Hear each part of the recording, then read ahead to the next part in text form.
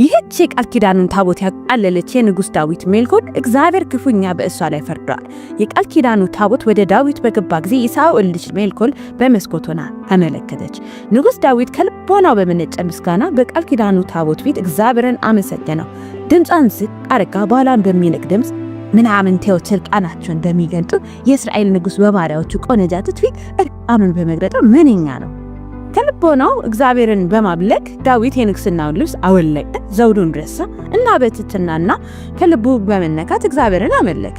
ዳዊት እንዲህ አለ፣ ይሄ ላንተ ነው ጌታ ሆይ፣ ሁሉም አምልኮ ላንተ ነው። ሜልኮል ግን አምልኮን በተመለከተችበት ጊዜ ያየችው እንደ ናቀ ብቻ ነው። ዳዊት ቤቱን ለመባረክ ወደ ቤተ መንግስቱ ሲመለስ ንቀትን በተሞላ ንግግር ሜልኮል ያዘችው። ታዲያ ይሄ ነው የእስራኤል ንጉሥ በባሪያዎቹ ፊት እንደሞኝ የሚጨፍር? ዳዊት በእምነቱ ጸንቶ ላንቺ መናቅ ከመሰለሽ እኔ ለጌታ እግዚአብሔር ከዚህም በላይ ትሁት እሆንለታለሁ። እግዚአብሔር ይህንን ሁኔታ በቀላሉ አላለፈው።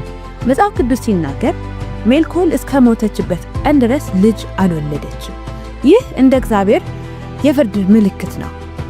ይሄ ክስተት የሚያስተምረን አምልኮ የሚለካው ለሰዎች ብለን በመናሳየው ሳይሆን ልባዊ ትህትናን እና አክብሮትን የሚጠይቅ ለእግዚአብሔር የሚደረግ ነው።